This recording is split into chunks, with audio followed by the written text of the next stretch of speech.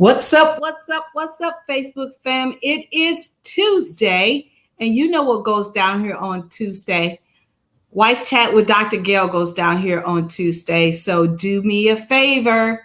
Make sure that you're hitting the share button and make sure that you're letting all my one sexy wives know that Wife Chat is going down here. And usually I only stream to my business page here on Facebook. But tonight I'm doing something special. I'm also just streaming to my regular page on here because, it is an exciting day. And 5 years ago, thank you guys so much for joining me. I truly appreciate you. 5 years ago, I started Wife Chat because I had a major surgery and I was in my bed alone. And I was like, I need to reach out and talk to other people and just see what's going on. And I've been doing Wife Chat on Tuesdays on my business page for 5 years now. Can you believe it?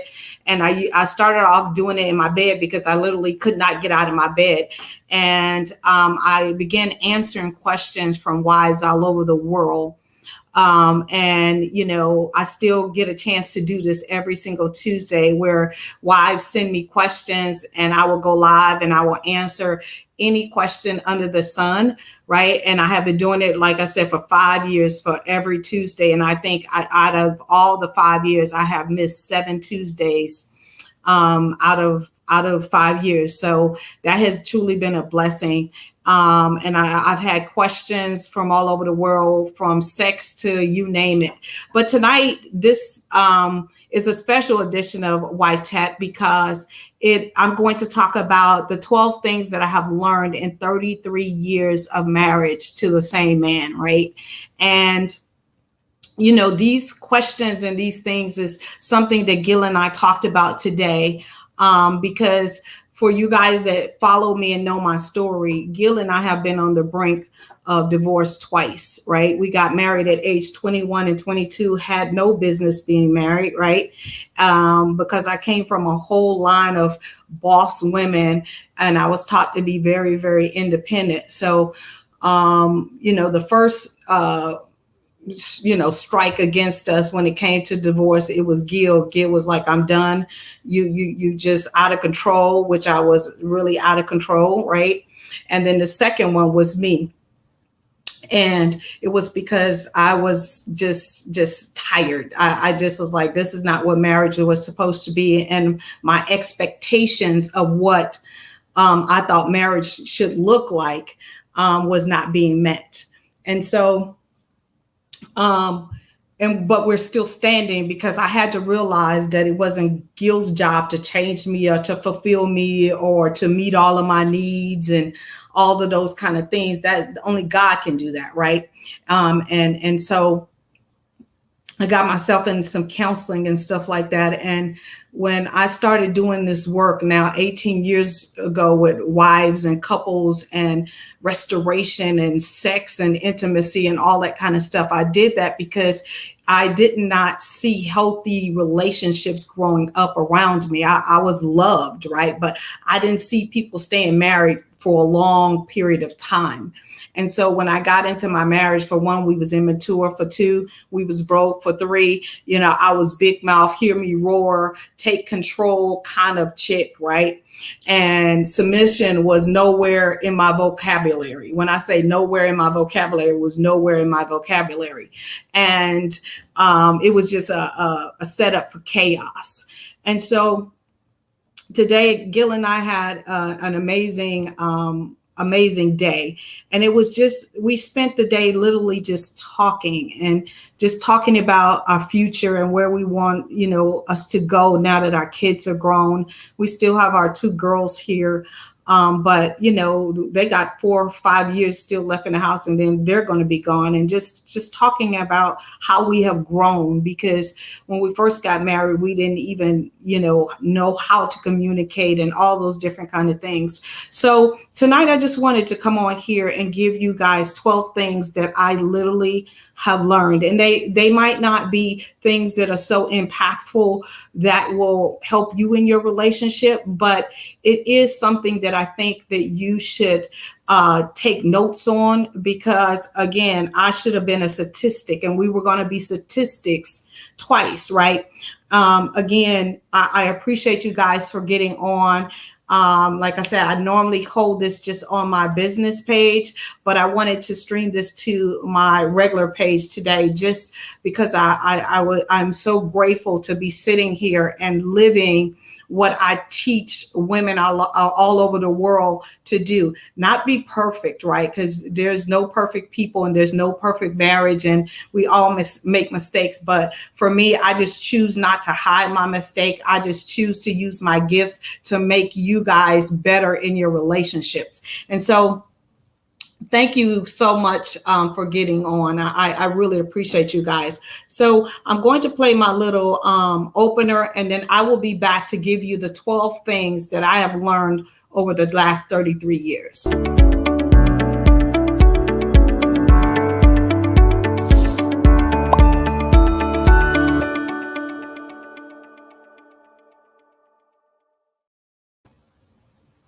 So the first thing that I have learned over the 33 years is to compromise and to be respectful.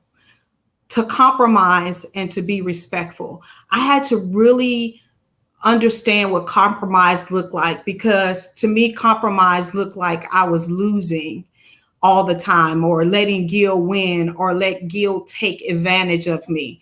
And I had to realize that compromise was not that. And just really being respectful of him as the man in my, the head of my household, right? Even though I knew what the word of God says, I was not living that, because again, I came from a long line of boss women that knew how to take control, that was like, you can have your own house, your own car, your own, all of that. And at age 21, I came into the marriage with my own apartment, my own car, my own money. You know, I was a boss at 21, right? And so compromising and respecting Gail as the head of the household was so hard for me, right? It was really, really hard. Hi, you guys. Hi, Tori. Hi, Sandra.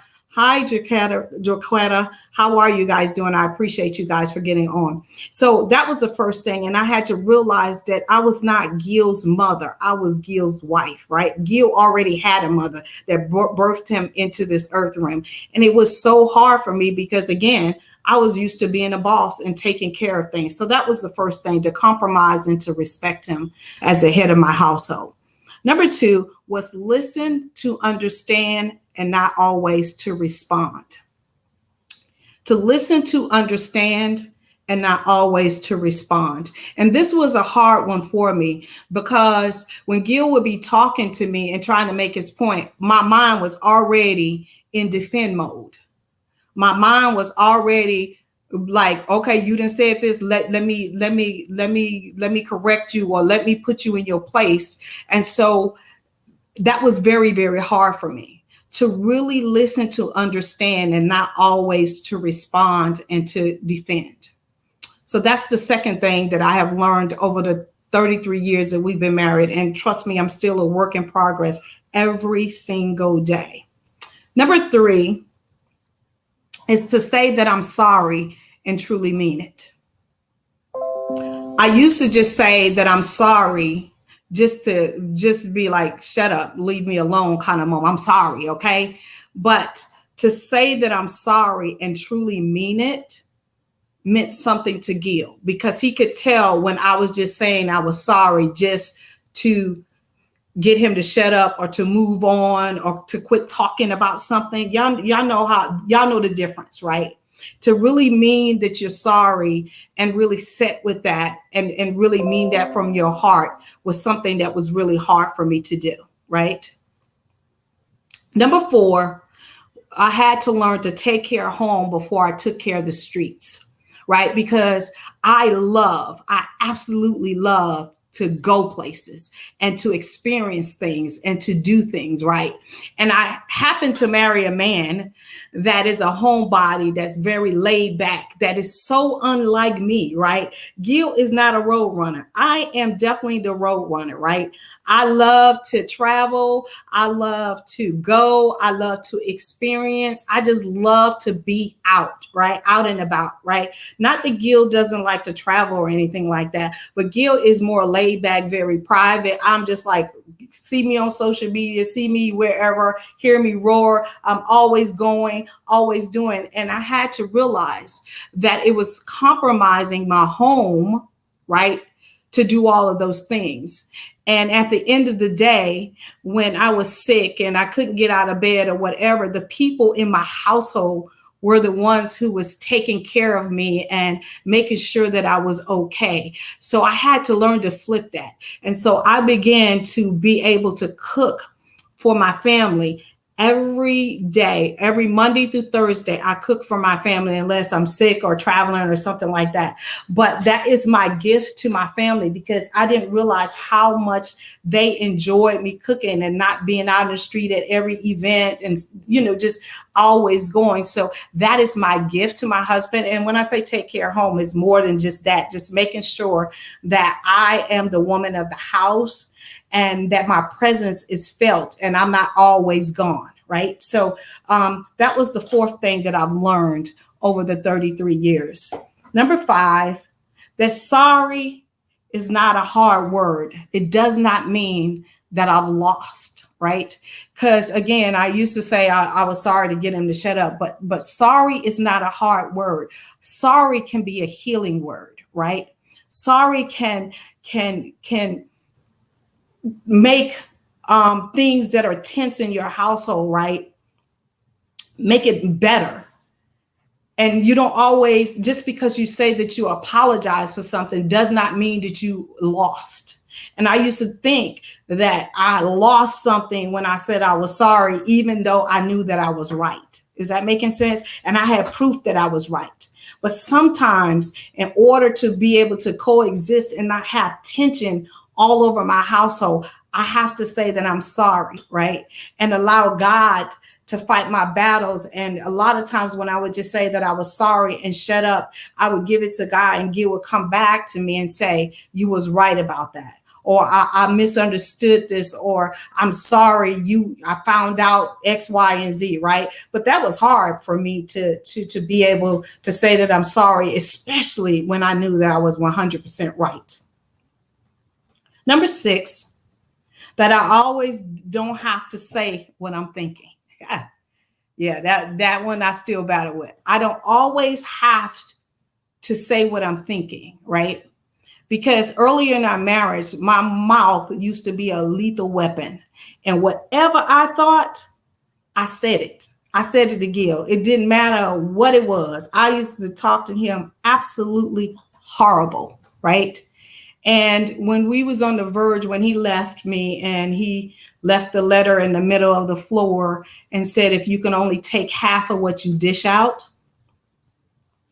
that was huge for me, because when I sat back and I really sat with my behavior in my marriage, I was like, I wouldn't have put up with me. Like, I just wouldn't have put up with me. Not the way I talked, not the way I behaved, not the way I acted, I just wouldn't have put up with me as long as he did. And, when he decided that he was leaving, right?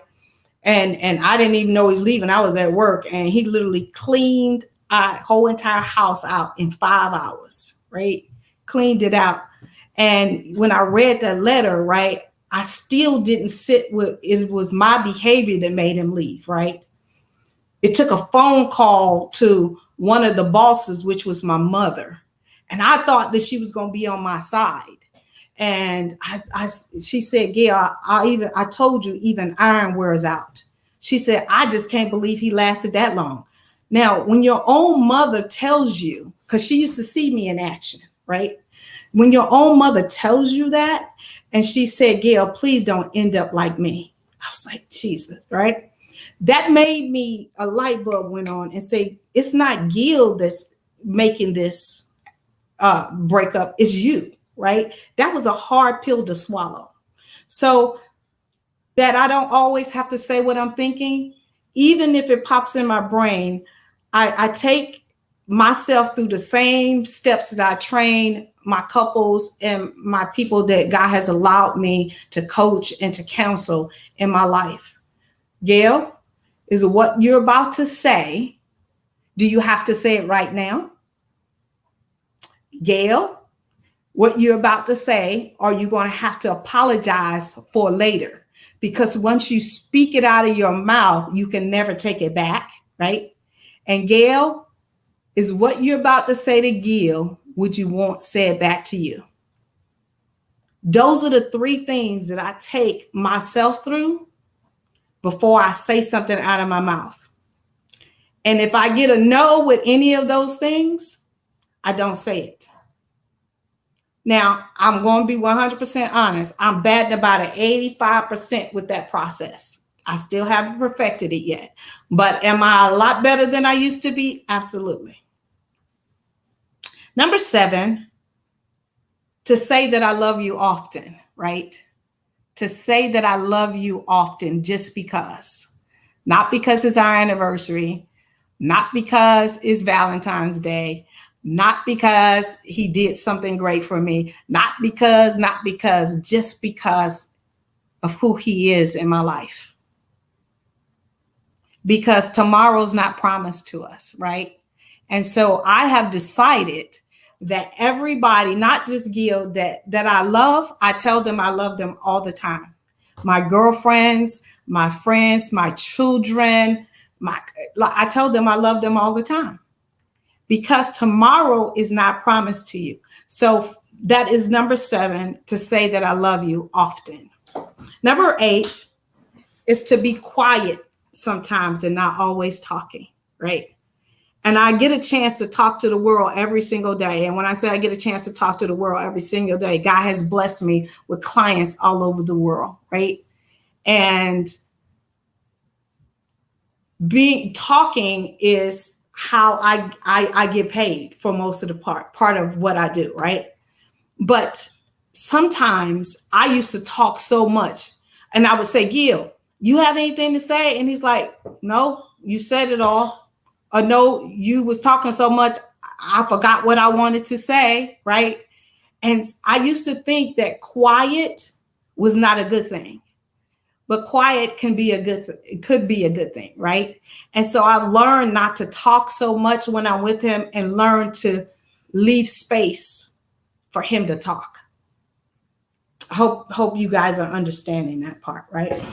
Number 9, that time heals, right? Anything that you face in your relationship, if you give it some time, it will heal.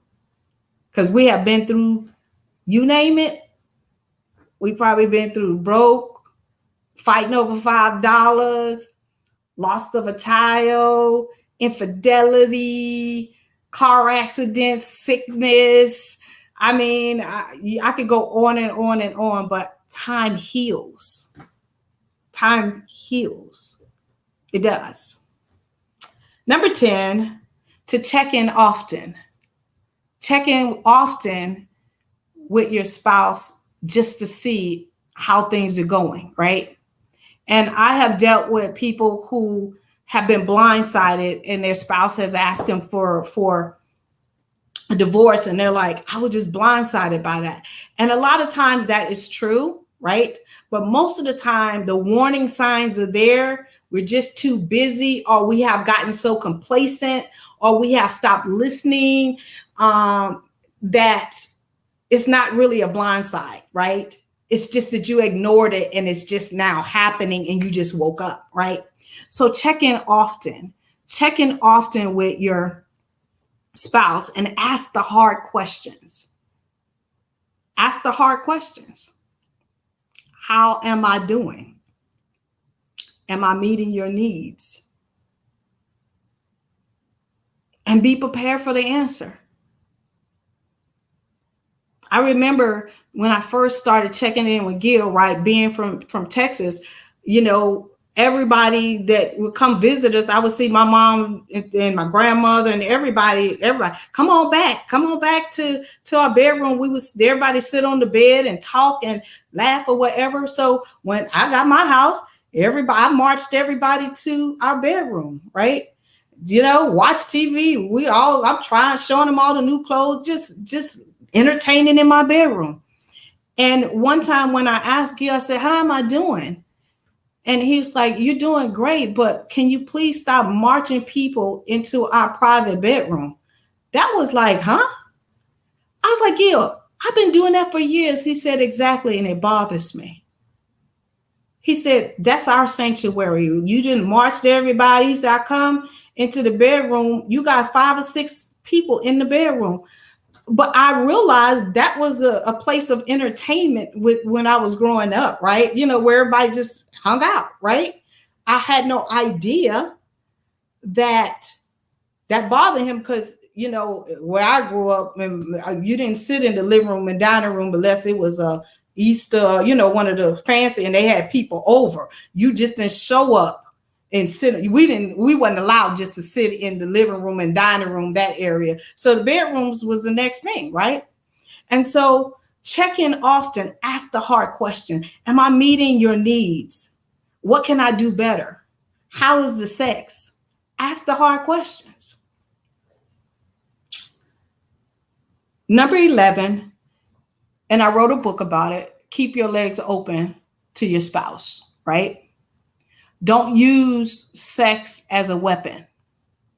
I'm guilty of that, but don't use sex as a weapon because that's not what it was created for. And I'll let that sit right there, right? Don't do that. Because again, I know what that feels like and I've done it. And when I was checking in one of my check-ins, he checked me for that. He's like, gee, that's not cool at all. Right? And number 12, that prayer changes everything. Prayer can change everything. Prayer can make things better. Prayer can change things from bad to on the brink of divorce where you hate each other, where you love each other. I've been there. So that's the reason why I am on my knees every single morning at 4 a.m. interceding and praying for marriages all over the world. And that started because I did not have nobody praying for my marriage, especially when it was on the brink. I had people praying for me, but not that I would come into the knowledge of the truth of what a true covenant is. And the true covenant is that Gail was never created to meet all my needs, to be at my beck and call, and to be he was not created for that. Only God can do that.